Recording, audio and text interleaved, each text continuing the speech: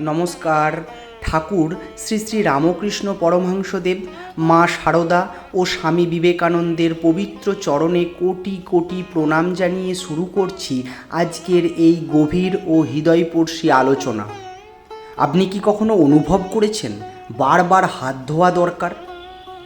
কোনো কিছু ছুঁলেই মনে হয় অপবিত্র হয়ে গেলেন। সব কিছু পরিষ্কার রাখার পরও মন শান্ত হয় না।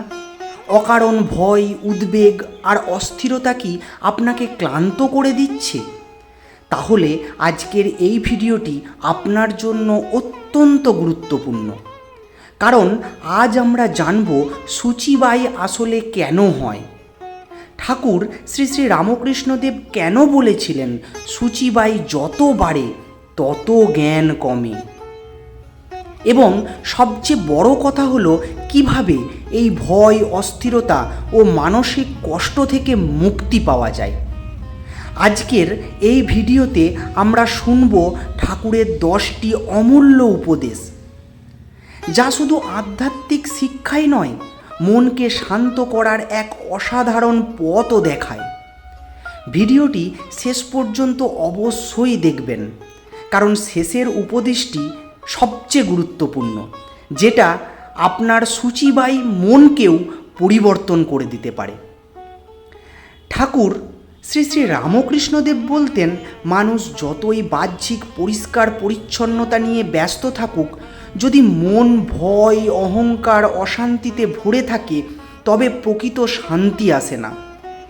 পরিচ্ছন্নতা অবশ্যই ভালো, কিন্তু যখন সেই পরিচ্ছন্নতা ভয় ও অবসেশনে পরিণত হয়, তখন সেটাই মানুষের দুঃখের কারণ হয়ে দাঁড়ায়। অনেকেই ভাবেন, আমি তো অপবিত্র হয়ে গেলাম, ঠিক মতো শুচি হলাম তো। এই চিন্তাগুলো ধীরে ধীরে মনকে ক্লান্ত করে দেয়। ঠাকুর শেখাতেন, ঈশ্বর মন দেখেন, শুধু হাত বা কাপড় নয়। অতিরিক্ত শুচিবাইয়ের পেছনে প্রায়ই থাকে এক অদৃশ্য ভয়। ভয়গুলি হলো, আমি ভুল করব, আমি অপবিত্র হব, আমার অমঙ্গল হবে। এই ভয় মানুষকে ভিতর থেকে দুর্বল করে দেয়। কলকাতার এক গৃহবধূ দিনে অসংখ্য বার হাত ধুতেন, বারবার কাপড় বদলাতেন, ঘরের জিনিস স্পর্শ করতে ভয় পেতেন। তার সংসার প্রায় ভেঙে পড়ার উপক্রম হয়েছিল। একদিন তিনি ঠাকুরের কাছে এসে কাঁদতে কাঁদতে বললেন, ঠাকুর, আমার মন শান্তি পায় না। ঠাকুর শান্তভাবে বললেন, মা, হাত ধুয়ে মন পরিষ্কার হয় না, নাম করো, মন নিজেই পরিষ্কার হয়ে যাবে। সেই মহিলা প্রতিদিন ভগবানের নাম জপ শুরু করলেন। কয়েক সপ্তাহ পর তিনি অনুভব করলেন আগের মতো ভয় তাকে আর কষ্ট দিচ্ছে না। তিনি বুঝলেন, যখন তিনি নাম করেন তখন মনে হয় ভগবান নিজেই তার হাত ধরে আছেন। অনেক মানুষ মনে মনে ভাবেন, আমি ঠিকমতো শুচি না হলে ভগবান হয়তো রাগ করবেন। কিন্তু আমাদের ঠাকুর শেখাতেন, ঈশ্বর কখনো ভয়ের বিষয় নয়, তিনি প্রেম, আশ্রয় ও করুণার উৎস। এক কিশোর মন্দিরে গিয়ে সব সময় ভয় পেতেন, আমি শুচি না হলে ভগবান আমাকে গ্রহণ করবেন না।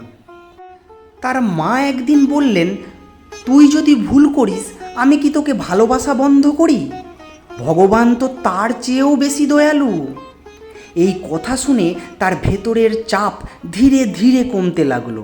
সে বুঝল, ভগবান তাকে শাস্তি দেওয়ার জন্য নয়, ভালোবাসার জন্য আছেন। শ্রী শ্রী ঠাকুর বলতেন, যে হাত অসুস্থকে সেবা করে, দরিদ্রকে সাহায্য করে, সেই হাতই সবচেয়ে পবিত্র। শুচিবাই মানুষকে দূরে সরিয়ে দেয়, কিন্তু সেবা মানুষকে ঈশ্বরের কাছে নিয়ে যায়। এক ব্যক্তি পরিচ্ছন্নতার ব্যাপারে এত কঠোর ছিলেন যে অসুস্থ বাবার পাশে বসতেও অস্বস্তি বোধ করতেন। কিন্তু একদিন হঠাৎ তার মনে হলো, ছোটবেলায় বাবা তো আমাকে পরিষ্কার করেছেন, আমি যখন অপরিষ্কার থাকতাম বাবা কোলে তুলে নিতেন, আজ আমি কেন তার সেবা করব না?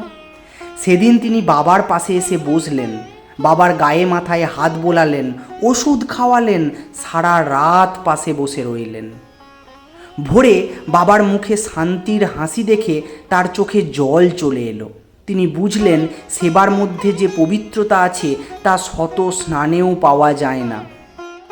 সূচিবাই অনেক সময় মানুষকে অন্যকে ছোট করতে দেখতে শেখায়।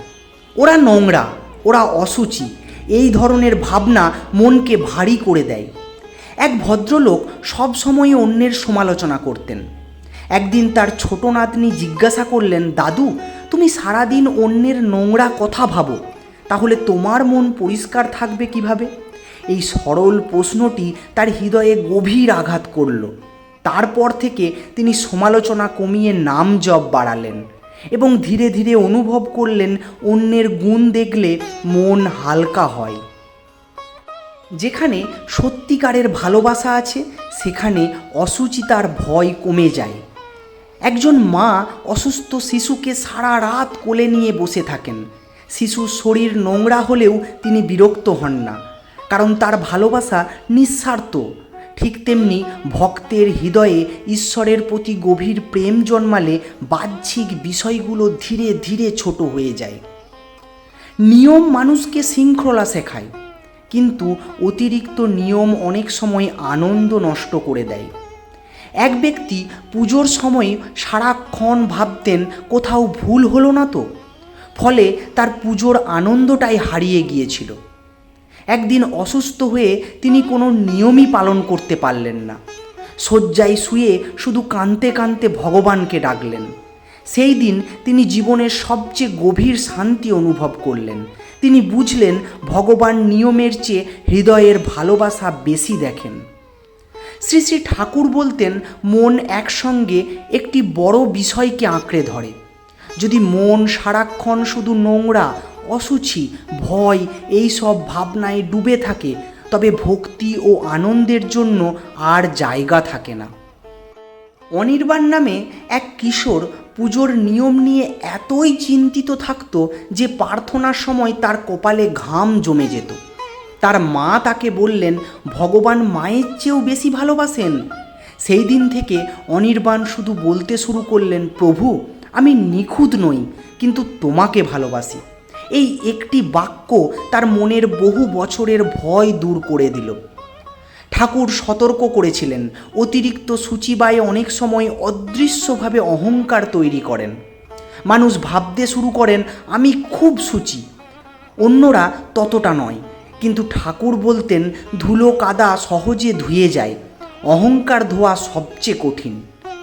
এক গৃহস্থ নিজের পরিচ্ছন্নতা নিয়ে খুব গর্ব করতেন।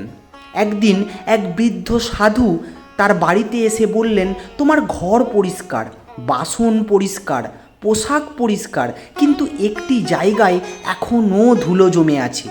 সেটা হলো তোমার মন, তোমার অহংকার। এই কথা শুনে গৃহস্থের ভেতরটা কেঁপে উঠল। তারপর থেকে তিনি দরিদ্র সাধারণ মানুষকে সম্মান করতে শুরু করলেন, আর সেই সঙ্গে তার মনে সত্যিকারের শান্তি এলো। এবার আসি ভিডিওটির সবচেয়ে শেষ এবং গুরুত্বপূর্ণ শিক্ষাতে। শরীর যতবার ধোয়া হোক, যদি মনে ভয় ও অশান্তিতে ভরে থাকে তবে শান্তি আসবে না। ঠাকুর শেখাতেন, ভয় নয় বিশ্বাস, ঘৃণা নয় ভালোবাসা, বাহ্যিক সুচিতা নয় অন্তরের পবিত্রতাই হলো আসল। আজ যদি আপনার মন অশান্ত হয়, তাহলে অন্তর থেকে একবার বলুন, ঠাকুর, আমার ঘর নয়, আমার মনটা পরিষ্কার করে দাও। এই একটি প্রার্থনাই আপনার ভেতরের অন্ধকারকে ধীরে ধীরে দূর করতে পারে। প্রিয় ভক্তবৃন্দ, সূচিবাই শুধু হাত ধোয়ার অভ্যাস নয়, এটি অনেক সময় ভয়, উদ্বেগ, অস্থিরতা ও মানসিক ক্লান্তির রূপ। শ্রী শ্রী ঠাকুর রামকৃষ্ণদেব আমাদের শেখান, ঈশ্বর ভয়ের নন, তিনি ভালোবাসার। যখন মানুষ বিশ্বাস করতে শেখে, তখন মন ধীরে ধীরে শান্ত হতে শুরু করে। ভিডিওটি যদি আপনাদের ভালো লেগে থাকে তাহলে অবশ্যই লাইক করবেন, কমেন্ট করে জানাবেন আপনার মতামত, এবং এমন আরও আধ্যাত্মিক ও জীবন বদলে দেওয়ার ভিডিও পেতে চ্যানেলটি সাবস্ক্রাইব করে আমাদের পাশে থাকুন। সবার জীবনে শান্তি, ভক্তি ও ভালোবাসা নেমে আসুক। ভালো থাকুন, সুস্থ থাকুন, এই প্রার্থনা করি ঠাকুর মা স্বামীজির কাছে। ধন্যবাদ। জয় ঠাকুর, জয় মা, জয় স্বামীজি। ওম শান্তি, ওম শান্তি, ওম শান্তি। হরি ওম তৎসৎ।